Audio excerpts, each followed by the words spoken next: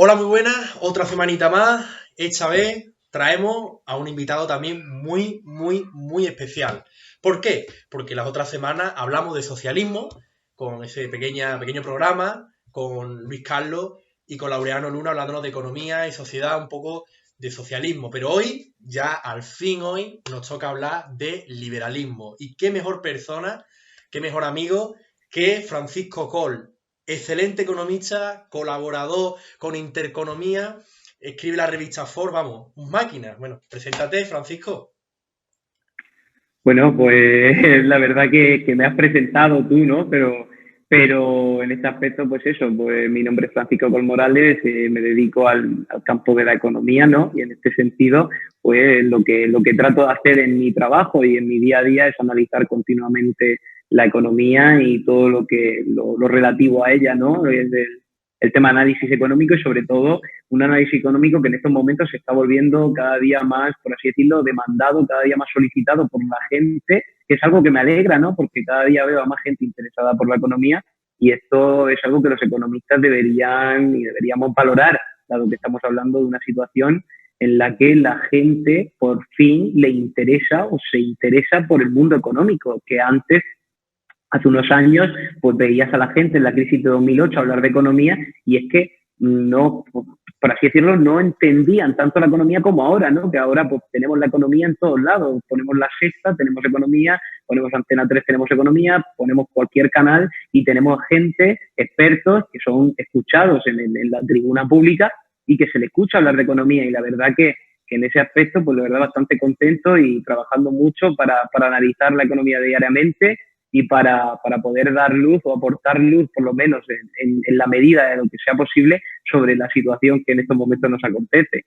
Que es una Y situación. nada, muy contento también por estar aquí en tu canal. La verdad, tenía muchas ganas de estar aquí, sobre todo después de las grandes conversaciones que mantuvimos en la LibertyCon, que fueron muy interesantes, la verdad. Sí, hablando un poco del gran movimiento que tenemos entre el coronavirus, bueno, la LibertyCon, para que nos ponga un poco en contexto, Francisco y yo nos conocimos en la LibertyCon, el 8M, el mismo, bueno, fue el 7, 8, y ya después el 9, pues se fue todo de madre y ya pues dijimos, coño, ¿qué ha ocurrido aquí? Que de un lado para otro paró, zona cero Madrid y ya pues a nuestra casa.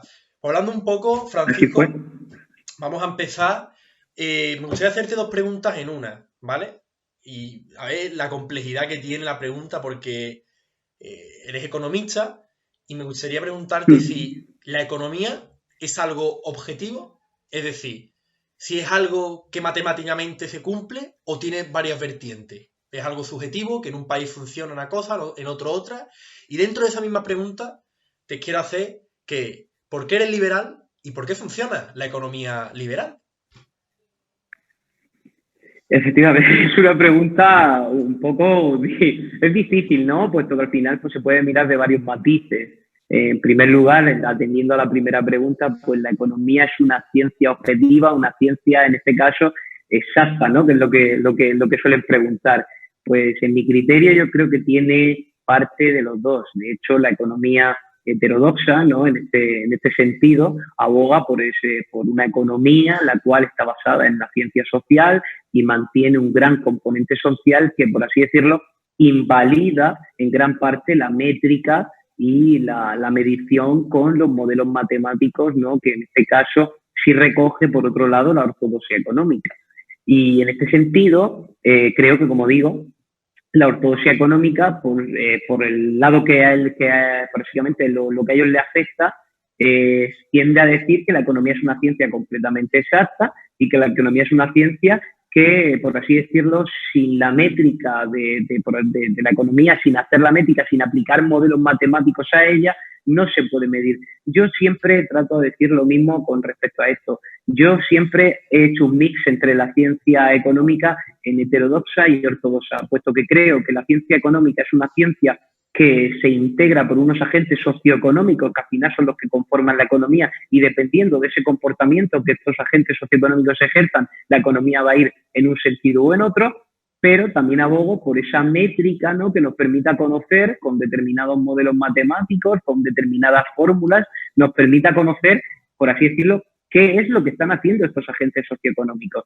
como yo digo, no creo que todo sea matemática, sino creo que existe un gran componente social y en los últimos años lo han reforzado mucho. Hombre, los autores liberales, especialmente los austriacos, ¿no? Lo han dicho muy bien, pero en los últimos años es verdad que hemos tenido unos premios Nobel que han reforzado ese componente social que mantiene la economía, ese componente sociológico, como puede ser los autores Richard Thaler, Premio Nobel de Economía, Daniel Kahneman, muchos economistas que han hablado de ello, hasta el propio Robert Shiller y George Akerlof, ¿no? En este sentido, economistas que han hablado muy bien y que han introducido muy bien otra vez en el debate económico esa psicología económica, pero que, como digo, yo creo que debe compaginarse siempre con esa métrica que nos ayuda a conocerlo, ¿no? En mi caso, yo, pues, por así decirlo, soy un economista liberal y para ello, pues, abogo por la corriente liberal, pero sin embargo, yo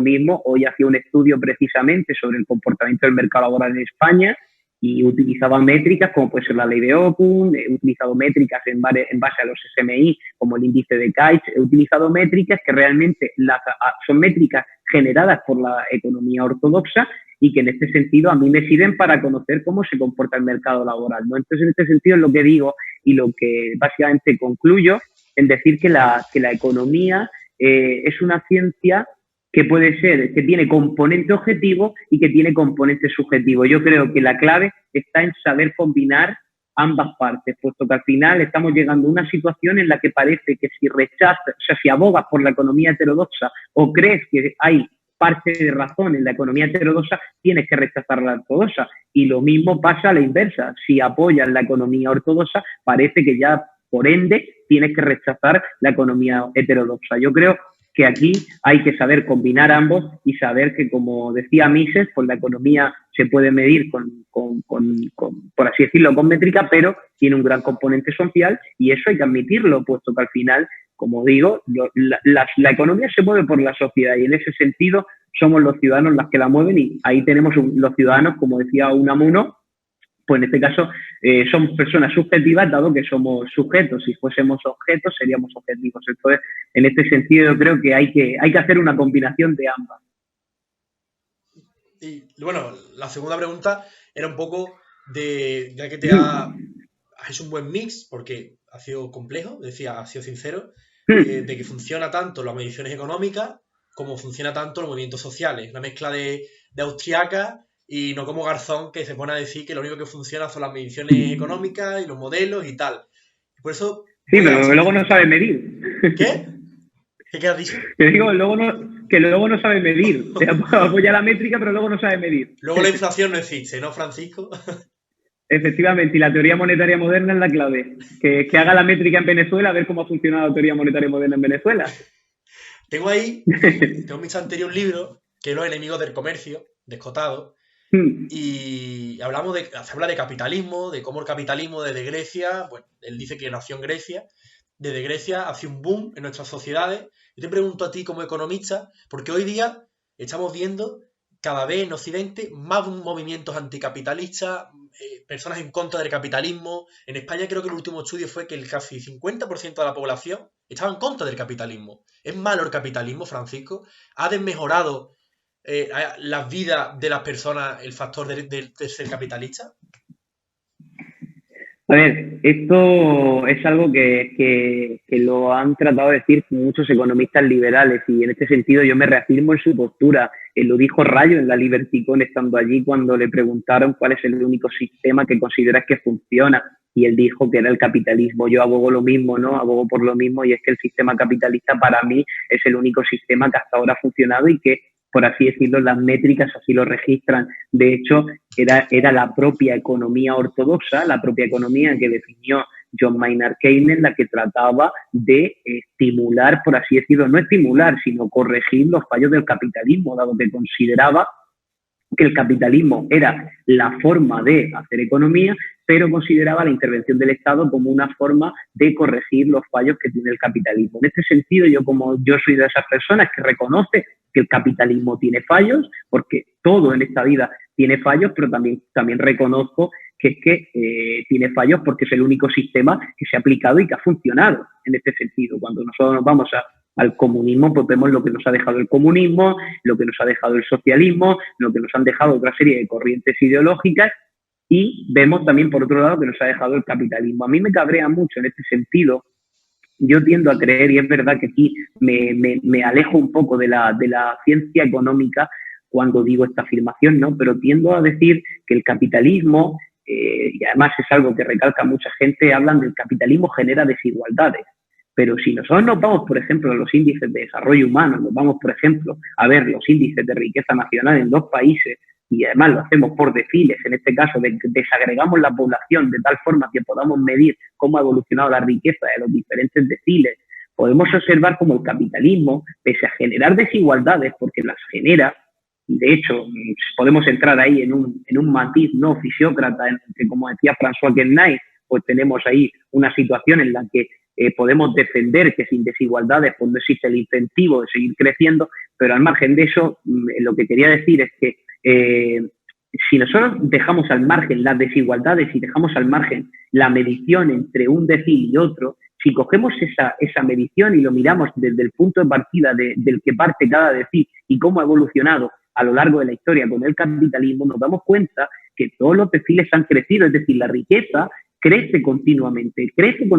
Lo que pasa es que lo que le cabrea a la izquierda y lo que le cabrea al sistema socialista y al sistema comunista, comúnmente represivos ambos, y así es como, no lo digo yo, así es como lo di en la carrera y así es como lo di en mi libro de Historia Económica Mundial, el cual me definía el propio sistema socialista y el sistema comunista como sistemas represivos, los cuales abogaban por la igualdad plena. Y entonces, en este sentido, lo que le cabrea a esta serie de corrientes es la desigualdad, dado que al final no soportan el que haya gente que no siga su corriente o que no siga el rebaño.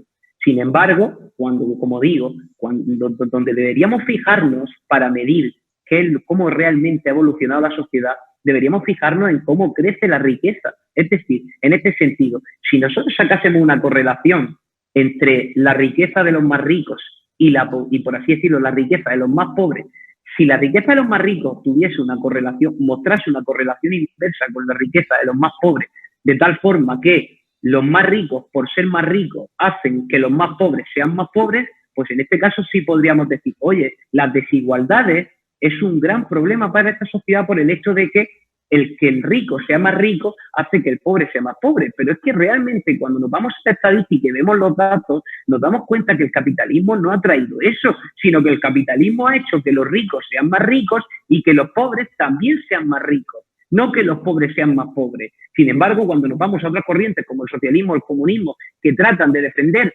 que esto no es así, te das cuenta que sus sistemas sí que es verdad que han reducido la desigualdad, pero en este caso, como decía Daniel Lacalle, la han reducido como siempre, ¿no? Igualan a la baja. Ellos siempre tienen una forma de igualar, ellos quieren igualar las sociedades, pero siempre y la igualan así.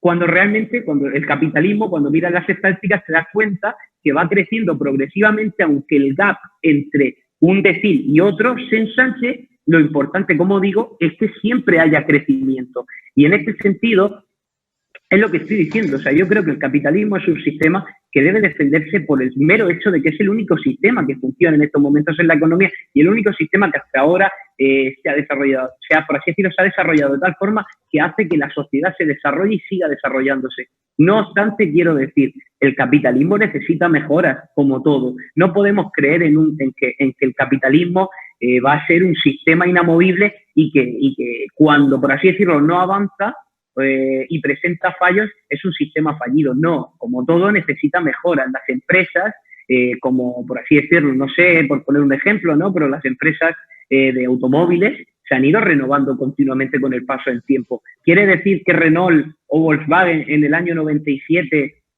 por el hecho de que había otras empresas que comenzaron a innovar, tuviesen que retirarlas y tuviesen que declarar la quiebra y desaparecer del mercado? No, tienen que adaptarse, tienen que desarrollar nuevos métodos para seguir creciendo, para seguir evolucionando y para seguir adaptándose a la nueva realidad que presenta el mundo. La economía es un entorno muy cambiante y en ese sentido el capitalismo es el sistema que mejor se adapta a ese entorno, pero al cual debemos dotarle de herramientas para que se siga adaptando todavía mejor.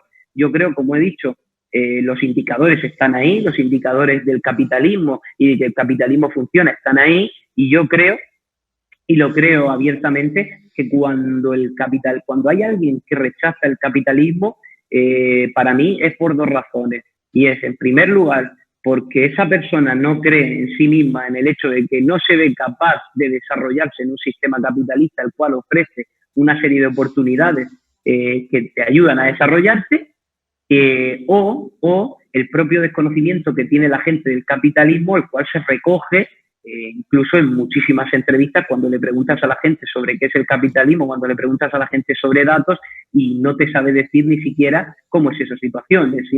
Ahí está el error que decía a la hora de medir la desigualdad y confundir desigualdad con crecimiento, ¿no? Por puesto que al final, como digo, pues la desigualdad no quiere decir que no exista un crecimiento de la población. Y en este sentido, pues nada más que añadir, sino simplemente el decir que aquellas personas que se consideran que no están a favor en este caso del capitalismo, que sigan leyendo y que se basen en indicadores para decir por qué no están a favor del capitalismo y qué sistema, que eso es lo que a mí me gusta decir, qué sistema proponen ellos, puesto que al final si quieren proponer socialismo, si quieren proponer comunismo, los indicadores que muestran estos sistemas, estos sistemas políticos, estos sistemas de organización, tenemos ahí los datos y para ver que realmente no funcionan tan bien como ellos no lo quieren vender. Es que, como digo, es verdad que suena ya un poco redundante el decir o el poner como ejemplo a Venezuela, pero es que ahora mismo es el mejor ejemplo que tenemos de socialismo y ahí tenemos ahí lo que está ocurriendo. Estamos viendo lo que está pasando y estamos viendo como sí, tenemos sociedades igualitarias, pero sociedades pobres. Y en este sentido, otras sociedades que son capitalistas, por así decirlo, priman en aquellas economías desarrolladas que precisamente tanto añoran esas economías en vías de desarrollo que no logran desarrollarse precisamente por los sistemas políticos, sistemas económicos, sistemas de organización que estas presenta.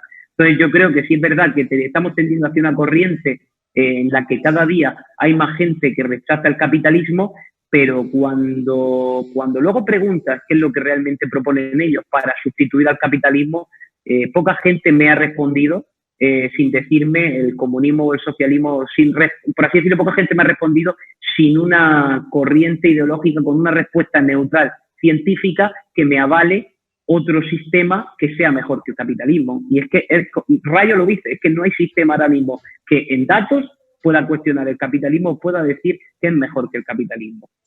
Ya no es solo, Francisco, que exista, como tú bien dices, una alternativa, sino que existe una alternativa que sea acorde a la libertad de expresión, a la libertad de reunión, a las libertades públicas e individuales que tenemos al fin y al cabo. Hablando un poco de Venezuela, efectivamente, para no caer, no quiero caer, pero bueno, caeré. Hablando de Venezuela, Pablo Iglesias el otro día dijo en el Congreso que, bueno, le dijo al grupo parlamentario Vox que eran antidemócratas porque ellos creían en el Estado de justicia y tal. Te pregunto, Francisco, ¿es el capitalismo, porque se ve que ellos lo que intentan es poner a un capitalista como aquella persona anarcocapitalista o libertaria? Es decir, ¿es el capitalismo que tú propones o que estudias o que defiende, es el capitalismo hiperderregularizado? ¿O es el capitalismo que pueda tener regulación o pueda introducir el Estado en el juego económico, por así decirlo? Y dentro de esta pregunta, ya te lo digo, ¿este capitalismo regularizado, este estado del bienestar, ¿es sostenible? ¿Es sostenible que tengamos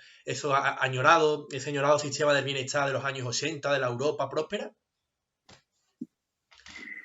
Pues sí, además esto es algo con lo que tenemos que lidiar bastante los liberales, tú lo sabes bien, puesto que al final estamos siempre en esa guerra del liberal minarquista o el anarcocapitalista, ¿no? Que al final uno pues aboga por el Estado o por un mínimo Estado y otro pues aboga por la desregularización total y la supresión total del Estado. En este sentido,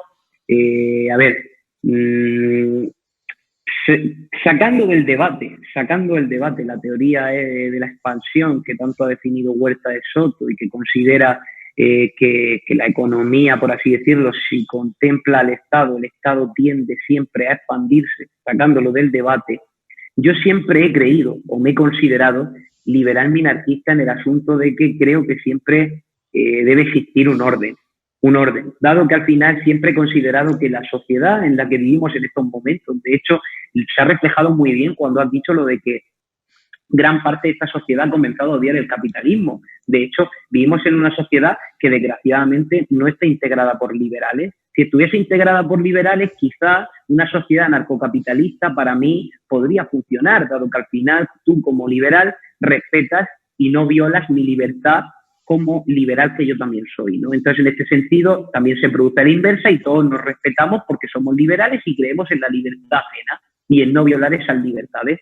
Pero cuando vives en una sociedad en la cual tienes a gente como Pablo Iglesias, tienes a gente como Pedro Sánchez, tienes a gente por así decirlo, a subvotantes, tienes a gente que no cree en el liberalismo, pues tiene que existir, por así decirlo, en mi opinión, un Estado que garantice que yo, por así decirlo, voy a tener o voy por así decirlo, gozar de esas libertades, por así decirlo, por poner un ejemplo, ¿no? Que por ejemplo, yo pueda tener mi propiedad privada y que no sea violada o asaltada por una serie de personas que, llamándose o denominándose anarquistas en el sentido que sea, me quieran quitar esa propiedad privada sin el derecho por así decirlo, el derecho legal a quitármela, ¿no? Entonces yo siempre, como he dicho, he creído que debe existir una mínima regulación, y en este caso sí es algo que caso mucho con el economista Juan Ramón Rayo, ¿no? Cuando él lo dice, que es el hecho de que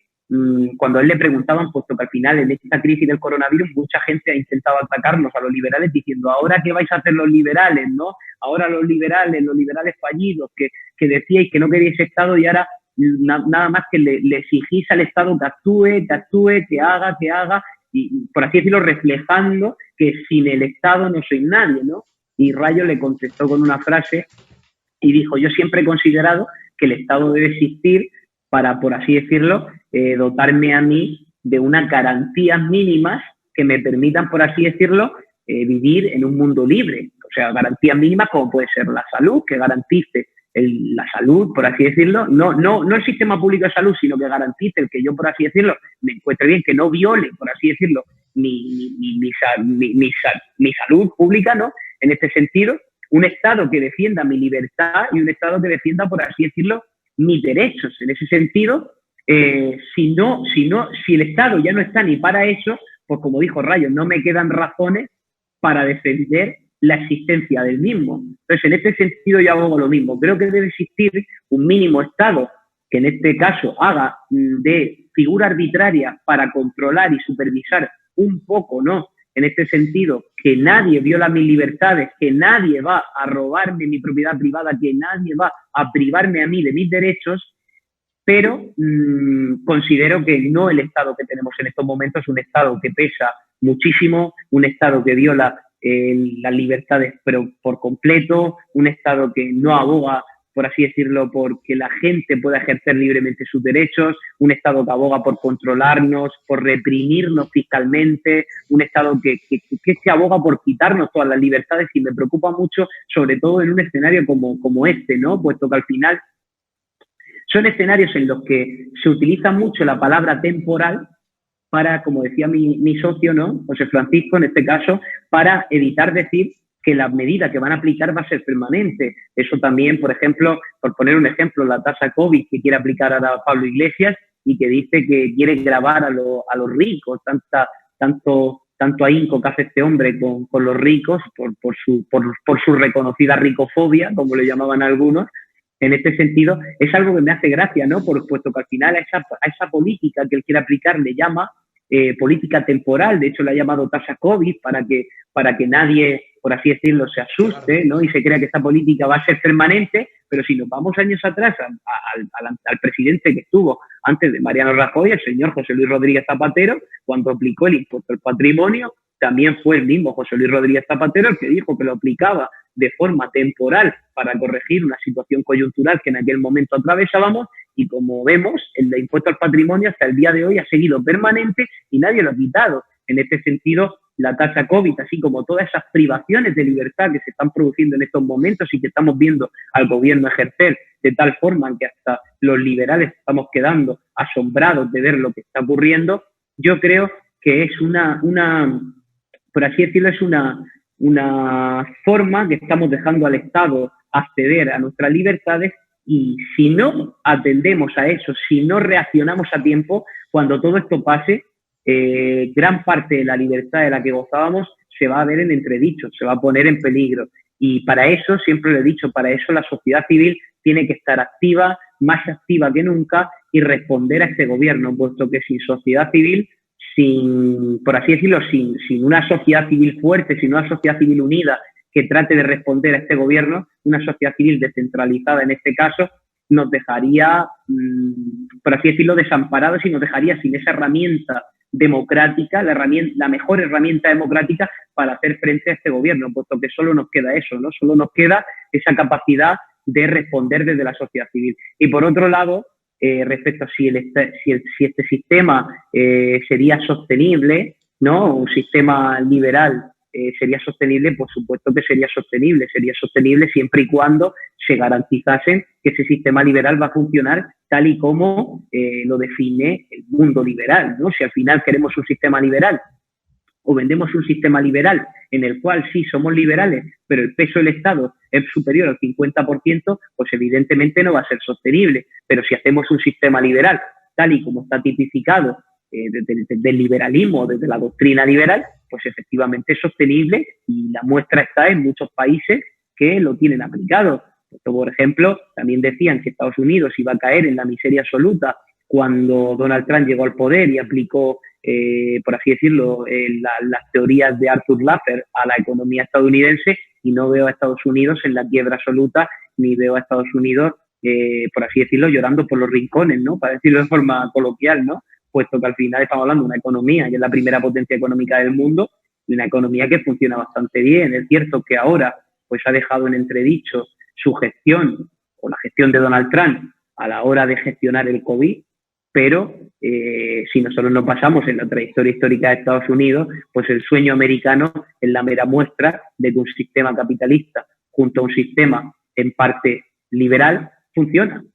Y para mí es la mera muestra, dado que yo, en mi caso, pues he vivido en Estados Unidos, he vivido en el estado de Nueva York y he considerado que, pese a ser uno de los estados más demócratas que hay en el país, he considerado que es un estado, por así decirlo, que refleja muy bien ese liberalismo que tanto proyecta Estados Unidos y que para mí, por así decirlo, es admirable visto desde España, ¿no? Donde tenemos pues este sistema en el cual, como yo le suelo decir mucho a mi padre, cada día más personas quieren seguir viviendo de unos pocos. Y hacia esto es lo que tendemos, ¿no? Hacia acabar todos viviendo en ese socialismo utópico que definía Owen y que nos lleva a querer vivir en una España en la que todos estemos mantenidos por el señor Amancio Ortega, que el pobre ya tiene que tener la oreja izquierda que le está pitando y que se va a tener que poner un sonotone para poder escuchar lo que le dice su mujer porque el pobre ya no da abasto, ¿no?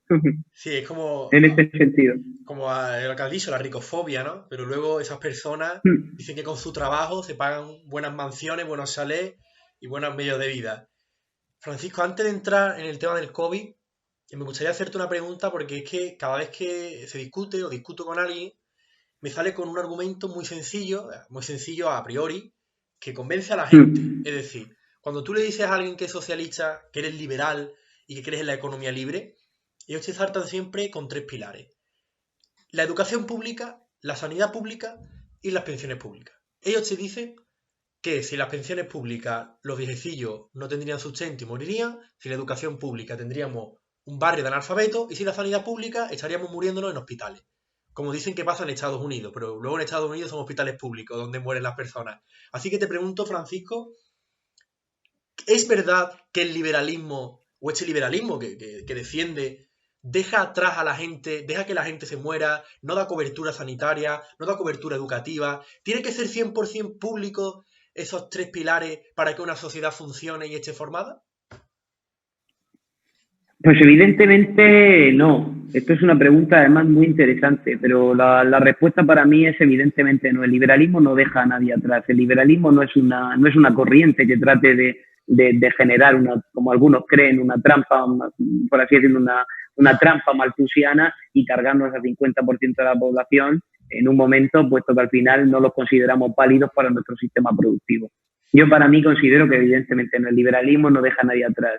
Lo que provocaría el liberalismo es que quizá dejando que la gente elija, a lo mejor dejaría de elegir lo público, ¿no? Puesto que al final, como es en Estados Unidos, ¿no? Donde al final te das cuenta que el mayor de los por así decirlo, de los desprecios que pueden hacer un estudiante es mandarlo a una universidad pública.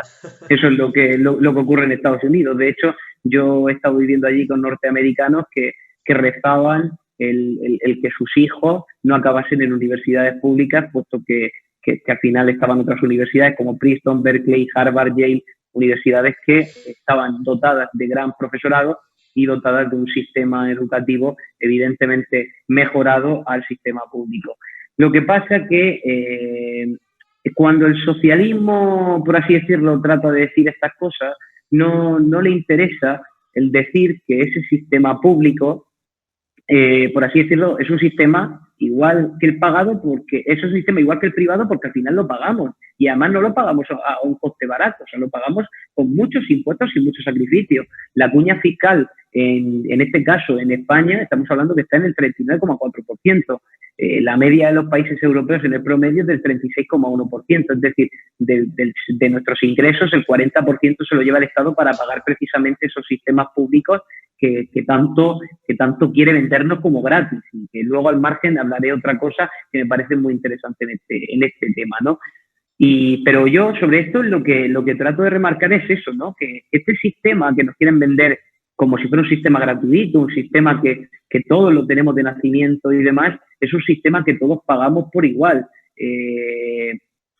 Tú ahora mismo, por ejemplo, si en España, es verdad que te atienden, pero tú en España, si tú no estás trabajando, si no tienes un acceso por así decirlo, no haces una cotización a la seguridad social, tú, por así decirlo, el país no te ampara tampoco en materia de sanidad, ¿no? De hecho, hasta aunque te atienda, porque tenemos la sanidad universal, no te ampara del todo. O sea, tú no tienes los servicios ni la cobertura que tiene una persona que cotiza regularmente a la seguridad social. Entonces, en este sentido, quiero decir eso, que esos tres pilares que tanto defiende el socialismo, el liberalismo también los contempla, y el liberalismo también contempla el tener quizá un sistema público que atienda a esas personas más desfavorecidas. El liberalismo también contempla tener un sistema de educación pública que por así decirlo, que ayude a esas personas que no pueden acceder a esos ascensores sociales como podría ser la educación pública. O el liberalismo también aboga porque esas personas desfavorecidas no se encuentren en esa situación de pobreza. Lo único que el liberalismo ofrece, que no ofrece el socialismo, es esa libertad de elección que te permite escoger entre lo público y lo privado, que es decir, oye, yo quiero llevar a mi hijo a un colegio privado y yo pago mi colegio privado y no me veo en la imposición de tener que pagar un colegio público o una sanidad pública. Esa libertad es algo que el liberalismo, por así decirlo, ofrece y que estos sistemas no ofrecen. Pero como digo, el liberalismo en ningún momento está cuestionando que no pueda existir una sanidad pública, que no pueda existir por así decirlo, un colegio público, o no puede existir una universidad pública. Claro que pueden existir, y de hecho en países que son más liberales que nosotros, como puede ser Estados Unidos, existen perfectamente y conviven con las privadas. Simplemente lo único que ofrece el liberalismo en estos sentidos es que te da esa libertad de elección para que aquellas personas que no quieran acogerse a esos sistemas públicos puedan irse a otros sistemas privados que ellos consideren mejores. En este sentido,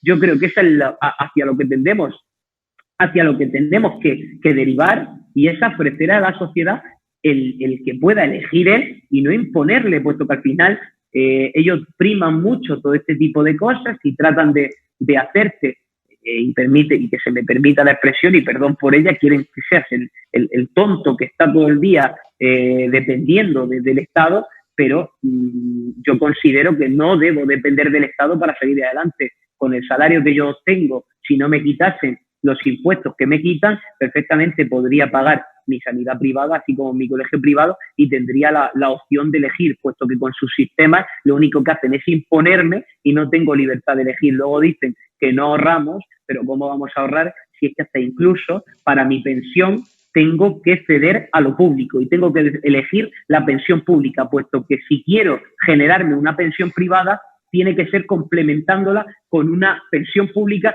que ellos me imponen pagar. Yo lo que quiero decir en este aspecto es eso, ¿no? Que al final, digan lo que digan, estos tres pilares, esos tres pilares que tanto por así decirlo, tanto alardean ellos de tenerlo y el liberalismo no, el liberalismo sí los tiene. Esos 3 pilares el liberalismo los contempla, pero el liberalismo contempla un pilar más y mucho más importante, y es que sus ciudadanos en aquellos países donde prima el liberalismo pueden elegir y pueden, por así decirlo, optar por aquella opción más favorecedora en ese sentido para ellos. Interesante. Bueno, pues ya tenemos aquí el argumento cuando nos digan eso que sus luchas. Hombre, no obstante, todo esto, de hecho, todo esto es algo que incluso hasta se puede desarrollar todavía más. Y es que hay muchos corrientes del liberalismo que contemplan, por así decirlo, más figuras públicas. El ordoliberalismo, por ejemplo, que se ha hecho más conocido quizá por figuras como Luis Garicano, de la Escuela Alemana 1930, etcétera. Pues estamos hablando de que defiende a lo mejor un Estado más, por así decirlo, más presente en la sociedad, con una mayor ayuda pública, pero estamos hablando de que al final, si vamos a la raíz, si vamos el liberalismo rechaza lo público.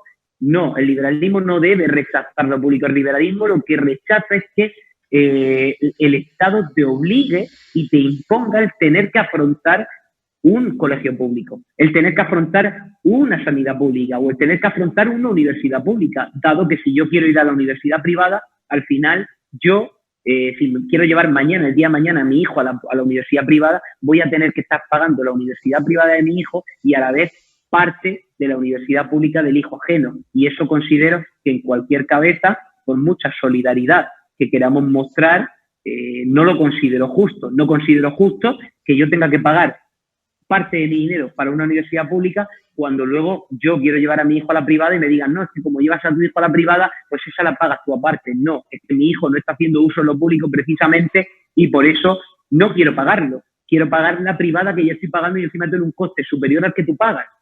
Entonces, en ese sentido, creo que el liberalismo en este aspecto es superior por el único hecho de que por lo menos te da la opción a elegir. Te da la opción de elegir aquella opción más favorable para tu situación. Y no por ello te debe dejar desamparado. Si no tienes recursos, precisamente, quizá a lo mejor en una situación de liberalismo, a lo mejor esa falta de recursos no estaría tan pronunciada como es en estos momentos, puesto que al final, como yo he dicho siempre y como me gusta mucho decir, el mejor subsidio es un empleo. Y en este caso, el presidente Sánchez, lo que le interesa y lo que le interesa a su voto cautivo es tener mucha gente con subsidios, dado que al final, si dependes del Estado, al final tienes que votar a ese Estado para que, por así decirlo, te siga dando tu subsidio y te siga pagando. Sí, un poco lo que ocurre aquí. Quizá con el liberalismo no tendríamos eso. Sí, un poco aquí lo que ocurre en Andalucía, ¿no? Las redes clientelares de los chanchullos, los chiringuitos que se llaman, que les enfaden que se llamen chiringuitos, pero vamos, partidas presupuestarias de 2.000, 3.000, 4.000 euros en asociaciones las hay. Y aquí voy. No, Pablo, y quiero recomendar, porque también justamente hacía un estudio de las subvenciones que se hacían en España estos días, ¿no? Y estaba haciendo un estudio, y es que el propio ministro, José Luis Escrivá, en 2017, hacía una aclaración sobre las donaciones, el sistema de subvenciones que hace el Estado español. España destina 14.300 millones de euros en subvenciones de forma anual. 14.300 millones que daría para pagar 3 paguitas de esas, como le llaman. Yo no sé llamarle paguita, pero le he llamado paguita, puesto que al final me estoy empezando a cansar de ver que queremos seguir incrementando el gasto público cuando tenemos, por otro lado, gastos públicos que podemos recortar y no recortamos, ¿no? Entonces, en este sentido, decirle a los oyentes, ¿no?, que tenemos 14.300 millones de euros que destinamos anualmente a subvenciones que no están ni reguladas, puesto que el ministro José Luis Escrivá, como decía, siendo presidente de la AIREF, hacía un estudio muy detallado sobre cómo funcionaba este tema de las subvenciones, y para que así lo sepa, el estudio concluye con que las subvenciones deben ir ligadas, tal y como exige la Ley General de Subvenciones, a una evaluación para medir que esas subvenciones son una inversión y tienen un impacto deseado en la población.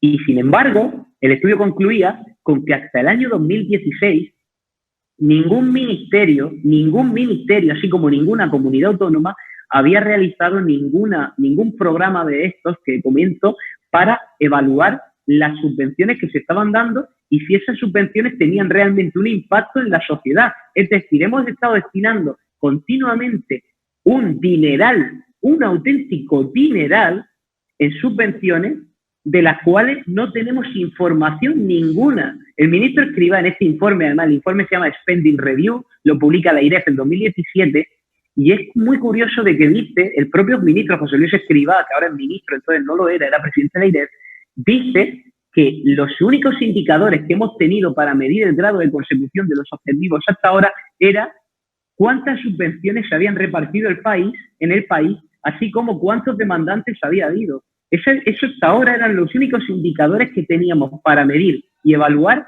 cómo se habían aprovechado esas subvenciones, que para mí en este caso, si se hubiesen evaluado, hubiesen sido inversiones, pero que en este caso pues no han podido serlo debido a eso. Y era un matiz que quería añadir, puesto que me parecía muy interesante. Muy interesante, Francisco. Son 14 millones, chiqui, ¿no? Eso se coge de arriba a abajo. Es que en el apartado, en el portal de transparencia de subvenciones, se ve precisamente como mientras nuestro presupuesto para sanidad, por así decirlo, para enfrentar el COVID era de 1.000 millones de euros, ayer mi socio me lo enseñaba muy bien, y es que se ven subvenciones de hasta más de medio millón de euros a fines como, por ejemplo, fomentar la práctica del deporte del golf, fomentar la práctica del deporte del hockey, fomentar la práctica del squash, o así como, hablando de Andalucía, hablando de lo que comentabas, unos premios que celebraba la Diputación de Córdoba y que debía cobrar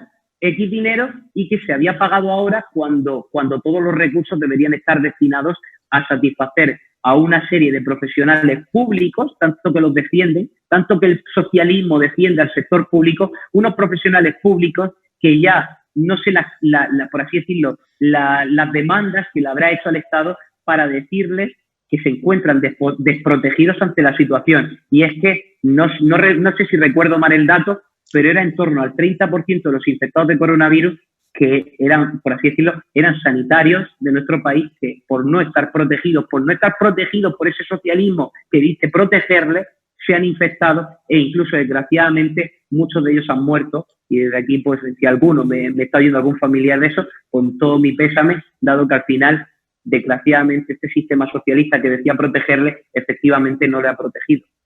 Es un poco... ahora vamos a hablar del coronavirus, Francisco, pero es lo que tú hablabas en torno a estas subvenciones, a este entramado.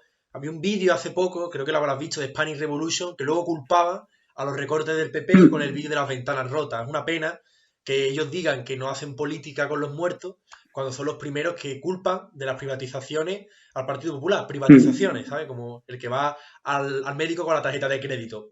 Ahora te pregunto, Francisco, ya que has hablado antes de que los socialistas están machacando a los liberales con que no tienen un plan, medidas económicas frente al coronavirus. ¿Pedro Sánchez se está equivocando? ¿Lo está haciendo bien? ¿Vamos hacia un buen ritmo económico? ¿Llegaremos a esa deuda del 120? ¿Nos rescatará Europa? Todas estas preguntas desgrana un poco y respóndonoslas porque la gente está nerviosa realmente.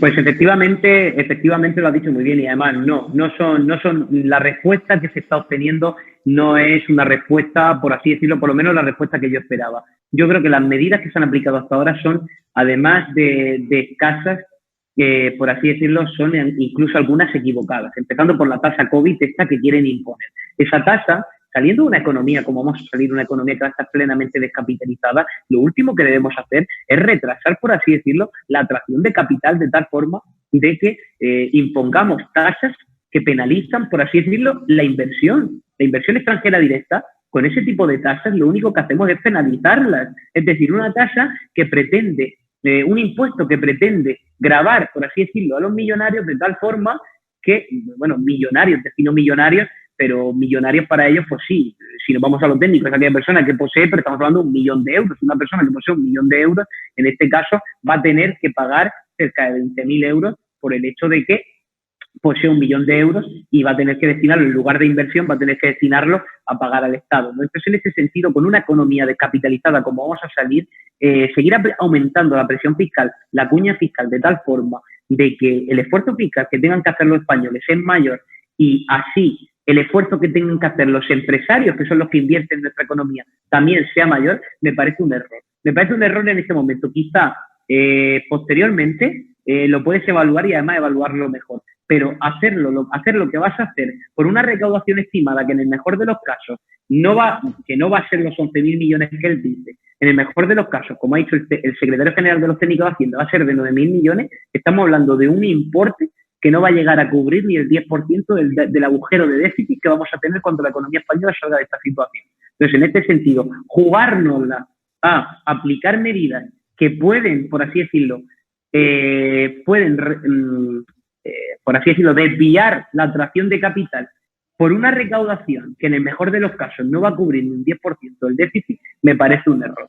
Me parece un error tal y como está estipulado. Empezando por ahí, quiero decir que me parece un error. Luego, por otro lado, también el sector turístico, por ejemplo. El sector turístico es un sector que además lo remarco aquí en segundo lugar, puesto que lo considero olvidado. Si nosotros contamos todos los servicios auxiliares más lo directamente relacionado con el sector turístico, estamos hablando de un 25% de nuestro Producto Interior Bruto. Es decir, de una cuarta parte de la economía española. Pues bien, una cuarta parte de la economía española que para mayor INRI, soportando un 14,7% del empleo total, que por así decirlo, que es el porcentaje con el que contribuye el sector turístico al empleo en nuestro país, no se le ha atendido en ningún momento. Se le ha incluido en el saco general de sectores a los que hay que ayudar, pero en ningún momento hemos visto medidas enfocadas al sector turístico como la hemos visto en Italia, en ningún momento hemos visto medidas enfocadas a las aerolíneas como lo hemos visto en Estados Unidos, no hemos visto nada que ayude a un sector en el cual, por así decirlo, se basa estratégicamente nuestra economía. El socialismo siempre ha sido muy, por así decirlo, muy proactivo a la hora de decir que defiende a los sectores estratégicos. Pues igual que con los sanitarios que decía defender, tampoco ha defendido a sectores estratégicos que, como el turismo, nuestra economía, por así decirlo, se vería muy afectada si estos fallasen.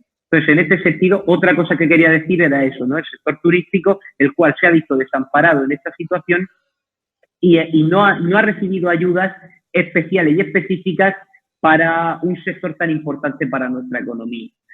Luego, por otro lado, pues podemos incluir más cosas que hasta ahora ha hecho, en este caso, está haciendo el gobierno de Pedro Sánchez en coalición con Pablo Iglesias, ¿no? Como puede ser, por ejemplo, la atención que se le ha dado a nuestras empresas. Estamos hablando de unas empresas que son empresas que, pese a creer que son ricas, puesto que este gobierno todo lo que tiene, más de 5 euros en el bolsillo, lo considera rico, pese a ser ricas, estamos hablando de las empresas más pequeñas de Europa. Es decir, de hecho, si nosotros sacamos el cómputo, por así decirlo, de la liquidez que poseen las empresas españolas en un cómputo total de empresas europeas, estamos hablando que España posee el 3%, las empresas españolas, el tejido productivo español posee el 3% de la liquidez total del cómputo empresarial europeo. Es decir, en un intervalo, en datos relativos, por así decirlo, un reparto en datos relativos de la liquidez empresarial en Europa, España poseería, o las empresas españolas tendrían el 3% de la liquidez total. Para hacer una referencia con nuestro país vecino, Francia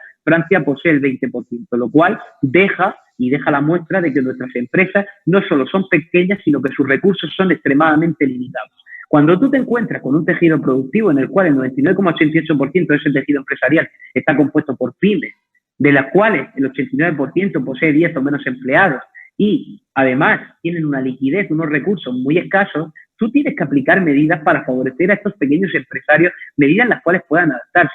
Pues hasta ahora, como vemos, pese a darse golpes de pecho todo lo que han dicho con el tema de los ERTE y todo esto, hay muchos empresarios que no están cobrando las ayudas de los ERTE, no están cobrando las ayudas que les correspondían, no están cobrando los préstamos ICO que tenían que llegar, no están cobrando todas esas ayudas que el gobierno decía que iban a percibir.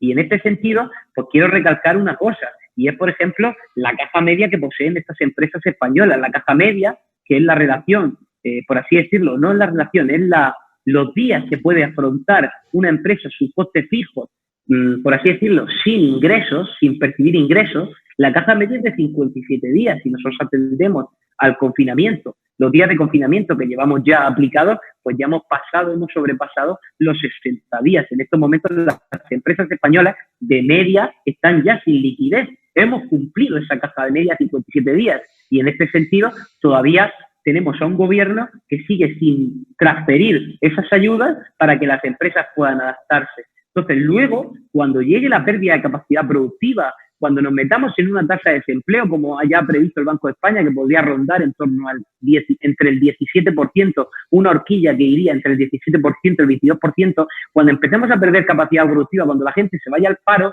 y entonces no nos quejemos, puesto que al final las ayudas que le hemos dado a nuestras empresas, con todas esas peculiaridades que he dicho anteriormente, han sido muy limitadas. Y unas ayudas que las empresas no han podido acoger, por así decirlo, de una forma fácil y de una forma eficaz y eficiente. Entonces, en ese sentido, quería añadir también eso, ¿no? Porque por un lado tenemos pues esa mayor presión fiscal que quiere añadir el país en un momento donde la economía se encuentra descapitalizada. En segundo lugar, el sector turístico, que como he dicho, soporta gran parte de nuestra economía en casos como Canarias y Baleares, incluso la mitad de la economía es dependiente de este sector y no se le han dado ayudas específicas. Y en tercer lugar, las empresas españolas, las cuales son empresas muy vulnerables y, como vimos y como reflejaban los datos que ofrecía BBVA Research, cuando tras la crisis financiera de 2008, pues pudimos ver como la mayor destrucción de empresas se dio en esas pymes, y con un 99,88% del tejido empresarial compuesto por pymes, pues deberíamos llevar mucho cuidado con las medidas que adoptamos y la forma de adoptar estas medidas, ¿no? Y por seguir añadiendo cosas de las medidas que ha adoptado Pedro Sánchez, pues como digo, me parecen medidas completamente erróneas, porque desde el primer momento seguimos pensando en cómo poder gastar más y cómo poder incrementar el gasto público. Para hacernos una idea, España lleva años que con un crecimiento, que por así decirlo lo sabemos, un crecimiento que ha estado rondando el 3% en años anteriores, incluso alcanzando cotas de crecimiento que superaban ese umbral del 3%, nos hemos pasado como 10 años con políticas económicas expansivas aplicadas, creciendo y siendo incapaces de reducir tanto nuestro nivel de deuda como nuestro nivel de déficit. O sea, hemos sido lo que llaman comúnmente irresponsables. Presupuestariamente hemos sido irresponsables. ¿Qué pasa? Que cuando ha llegado la crisis, todos aquellos que decíamos que cuando llegase la crisis no íbamos a tener colchón fiscal para poder afrontarla, pues nos hemos topado con la realidad, y es que precisamente ha llegado la crisis y no tenemos ni colchón fiscal ni fondo de maniobra para poder afrontarla. ¿Y qué hemos hecho? Pues ir a Europa, como siempre hemos ido a Europa, a ver quién nos rescate, puesto que desde ya me preguntaba si la economía española iba a ser rescatada. Sí, efectivamente va a tener que ser rescatada, porque no hay otra forma de salir de esta con la situación. Para haceros una idea, las cifras que baraja el Banco de España en estos momentos es una deuda pública que podría superar el umbral del 120% y un déficit que podría alcanzar el 10%, 10-11%. Cuando España fue rescatada en 2008-2009, para hacernos una idea, la deuda pública era en torno al 89% y el déficit en torno al 7%. Si en aquel momento nos rescataron, imaginemos ahora con una deuda que está a años luz de la deuda que mostraba la economía española para entonces, cuando la gran recesión, así como un déficit que también se muestra a años luz del déficit que mostraba la deuda, el déficit que mostraba la economía española cuando la crisis de 2008. Entonces, en este sentido, vamos a ser rescatados. Pero, ¿qué pasa con el rescate? Pues lo que pasa con el rescate es que nosotros hemos llegado a Europa a enfrentarnos con unos países como Alemania o como Holanda, con niveles de deuda respectivamente del 60% en el caso de Alemania, 49% en el caso de Holanda, y hemos llegado y le he dicho, señores europeos, vosotros ahora tienen que ser solidarios. Vosotros que lleváis años y años y años registrando crecimiento y acumulando superávit, puesto que os recortáis en vuestros gastos, vais a tener que ser solidarios para atender las necesidades de los países que, como España, los países, los anglosajones le llaman los outliers. De hecho, en muchos papers les siguen llamando los outliers, pero son los países periféricos, hace referencia a los países periféricos, lo que algunos llaman los países del sur. Vais a tener que ayudarnos a los países del sur, puesto que nuestra disciplina financiera no ha sido la correcta y nuestra salud financiera se encuentra muy deteriorada. Entonces, en este sentido, queremos que nos ayudéis. Claro, cuando nosotros llegamos a Europa con un nivel de deuda del 100% del Producto Interior Bruto, así como un déficit que incluso hemos intentado maquillar y la misma Europa nos ha pillado de que no era, como decía el presidente Pedro Sánchez, del 2%, sino que era del 2,8%, pues Europa dice, es que un país que me miente con mi déficit, un país que lo único que sabe hacer es gastar, un país que lo único que sabe hacer es incumplir los pactos de estabilidad y crecimiento que dicen que no podemos sobrepasar el déficit por encima de unos determinados niveles, pues necesito garantías. Necesito garantías que me digan que vas a cumplir una serie de criterios para que yo te rescate. Entre esas garantías lo que exigía Europa era un plan de ajuste presupuestario. Claro, no solo queremos el rescate, sino que además llega Pedro Sánchez y le dice, no solo nos vais a dar el rescate, sino que lo vamos a hacer sin plan de ajuste presupuestario. Claro, cuando Europa escucha eso, dice, no, perdona, vosotros no sabéis llevar vuestras cuentas públicas, en campaña electoral seguís prometiendo gasto público, pues qué mínimo que ser yo la persona que revise vuestras cuentas públicas para saber que ese rescate que yo os doy va a ser fructífero y os va a ayudar a salir adelante. Claro, cuando Bruselas escucha que Pedro Sánchez se niega a esto, pues evidentemente dice que no va a ayudar a los países periféricos si esos países periféricos no se comprometen a hacer una serie de reformas. Claro, España aprovecha esto para vender en nuestro país que, madre mía, los insolidarios alemanes y insolidarios holandeses nos han vendido, puesto que no nos ayudan, no nos hacen caso y demás. Pero cuando uno observa realmente qué es lo que ha pasado en Europa, es completamente entendible. Pongámoslo en un escenario común. Tú y yo somos, por así decirlo, dos personas individuales, dos personas profesionales, y tú, que tienes una deuda que, por así decirlo, representa el 100% de tus ingresos, vienes a mí a pedirme que yo, que tengo una deuda que está en torno al 40% de mis ingresos, pues mira, la mutualicemos, puesto que tú quieres ir al banco a financiar esa deuda y te la dan a un tipo de interés del 4%.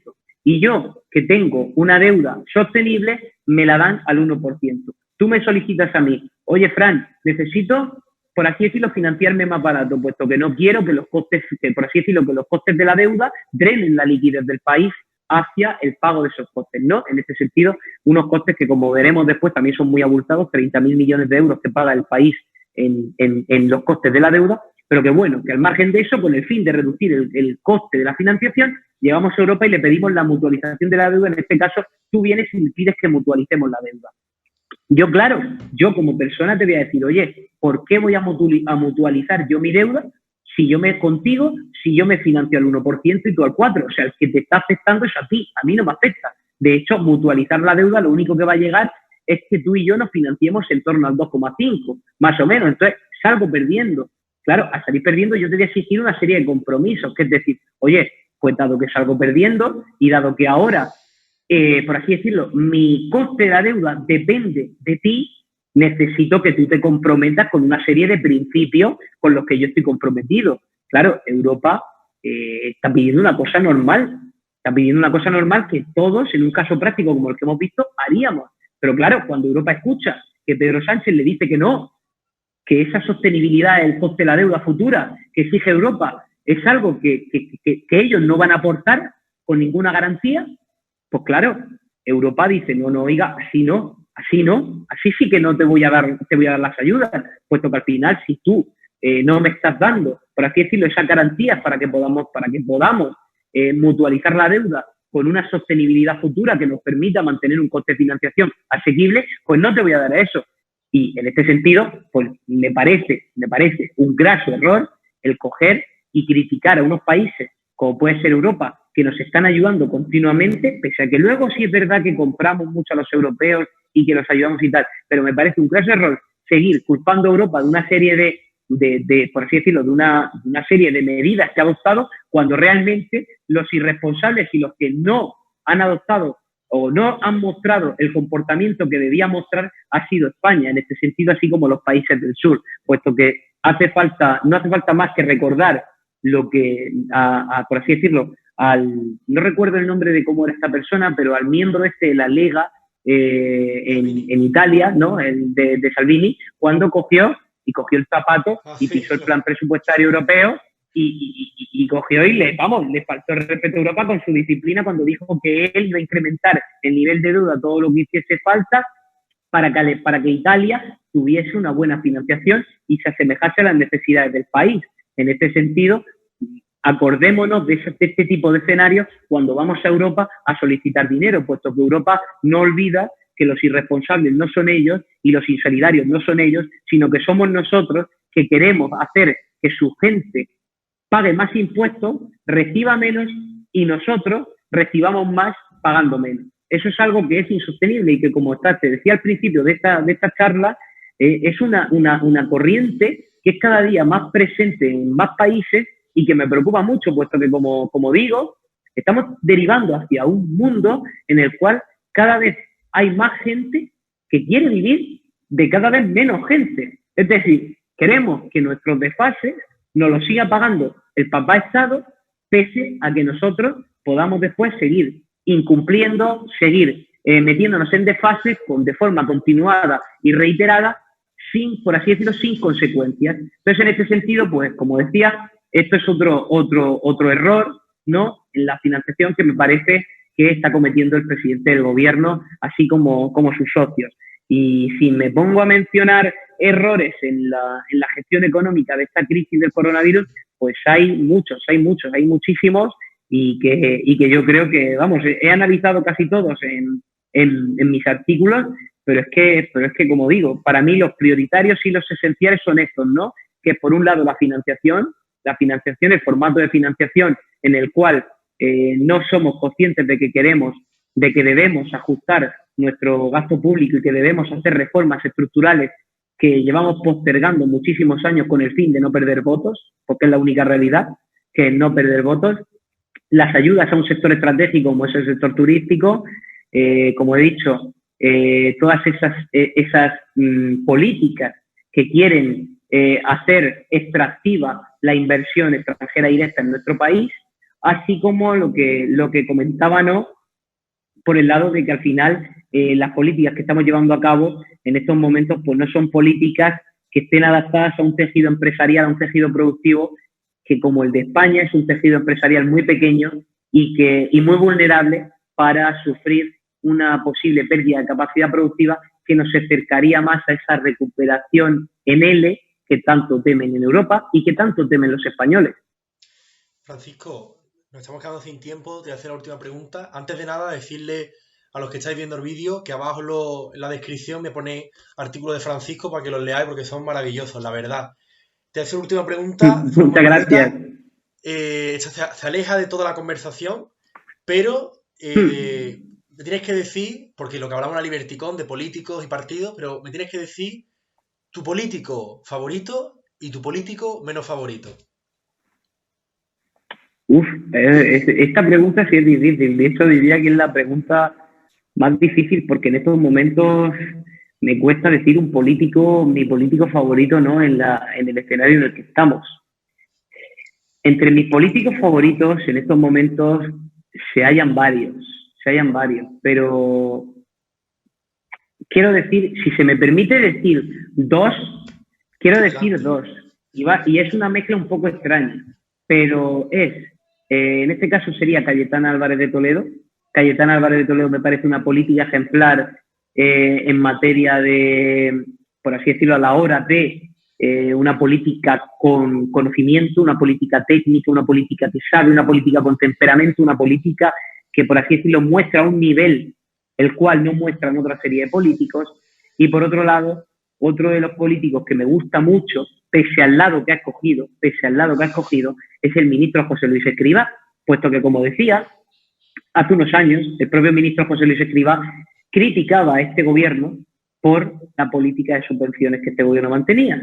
Y ahora precisamente se encuentra en el gobierno. Yo creo que el ministro José Luis Escrivá es un economista técnico que me genera una gran confianza a la hora de estar ahí en el gobierno y que yo creo que junto a la cooperación con Nadia Calviño no van a permitir que todas esos deseos que quiere aplicar Pablo Iglesias lleguen a hacerse realidad o lleguen a materializarse. De hecho, ya no sé lo que diría el propio ministro José Luis Escrivá, así como la propia ministra Nadia Calviño, para que ayer María Jesús Montero no secundase el mensaje de Pablo Iglesias. Es muy anecdótico, pero es algo que me caló bastante, dado que ayer mismo la ministra María Jesús Montero le preguntaron a la ministra de Hacienda, sanitaria, que no economista, la mujer, le preguntaron sobre esto, ¿no? Y no se atrevía a secundar precisamente lo que dijo Pablo Iglesias. Entonces, en este sentido, mis políticos favoritos, como he dicho, son el ministro José Luis Escrivá, por así decirlo, por su trayectoria profesional al frente de la IREF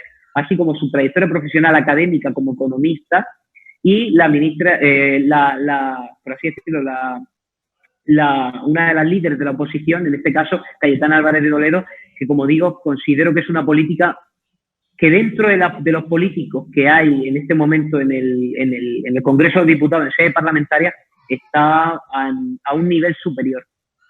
¿Y el que no te gusta nada, nada, nada?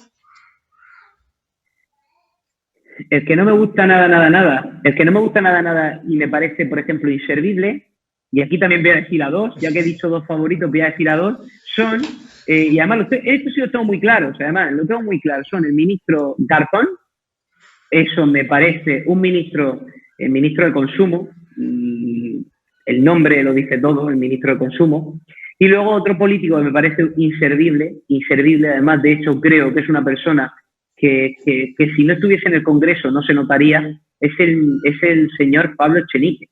El señor Pablo Echenique no es ministro, si he dicho ministro me he equivocado, pero no es ministro, pero el señor Pablo Echenique para mí es otra persona que creo que debería dejar ya el Congreso y volver al CSIC, puesto que creo que en el CSIC aportaba algo más que en el Congreso, dado que no es muy difícil aportar algo más que en el Congreso, puesto que hasta ahora lo único que veo todas las mañanas es un mensaje de Twitter en el cual dice semejantes tonterías, como que se ha levantado con ganas de romper España y todo ese tipo de cosas, que yo creo que es hasta ahora lo único que ha hecho en el gobierno, al igual que el ministro Garzón, decir en una época de pandemia donde todos los deportes se encuentran paralizados, que las apuestas deportivas han caído en relación a meses anteriores.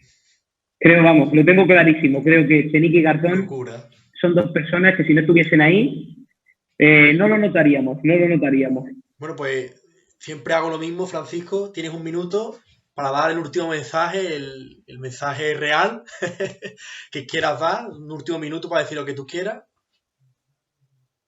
Perfecto, sí. Pues mira, a ver, yo, como he dicho, es cierto que existirán discrepancias con mis opiniones, pero como liberal siempre primo la tolerancia en base a las opiniones, es decir, cualquier persona que sea liberal, cualquier persona que sea socialista, cualquier persona que sea comunista, siempre en mi casa será respetada y en mi casa será tolerable, ¿no? En este sentido es algo que quiero decir y primar. Pero no obstante sí quiero decir una cosa, y es que el gobierno, no nos dejemos guiar continuamente por lo que dice el gobierno. El gobierno no tiene la razón por el hecho de ser gobierno. El gobierno es un miembro constitutivo de un Estado en el cual, como miembro constitutivo, también se encuentra la población. Y para ello necesitamos una población que se muestre crítica con el gobierno. Cualquier gobierno, el que esté al frente, me es indiferente, siempre debe mostrarse crítica, puesto que si la sociedad, como he dicho, pierde el espíritu crítico, si pierde esa herramienta democrática, si dejamos de cuestionar lo que el gobierno nos dicta, acabaremos derivando en sistemas totalitarios, tanto de izquierdas como de derechas, del sentido que sea, de estados totalitarios, en los que entonces nuestro espíritu crítico y nuestra arma democrática sí que será inservible, pero para así decirlo, para lo largo del tiempo, y una herramienta que nos dejará sin derechos y sin libertades para poder hacer y poder tolerar todo aquello que queremos en estos momentos. Ahora. Muchas gracias, Francisco. Si me permite, esta es la entrevista más larga, me ha encantado, podría estar hablando horas contigo, pero me gustaría traerte a un economista socialista para que en el futuro debatáis. ¿Cómo te parece la idea? Perfecto, he dicho en mi mensaje final, soy una persona muy tolerante y como he dicho, en mi casa siempre va a caber cualquier ideología, incluso aunque esa ideología quiera acabar con mis libertades. Pues muchísimas gracias, Francisco. Suscribís, comentad, qué queréis, qué buscáis y nada, muchas gracias. Vale. Muchas gracias a ti, Pablo. Pues hemos terminado, Surra. ¡Hala! ¿Estamos lados o qué? Tío, qué rayo.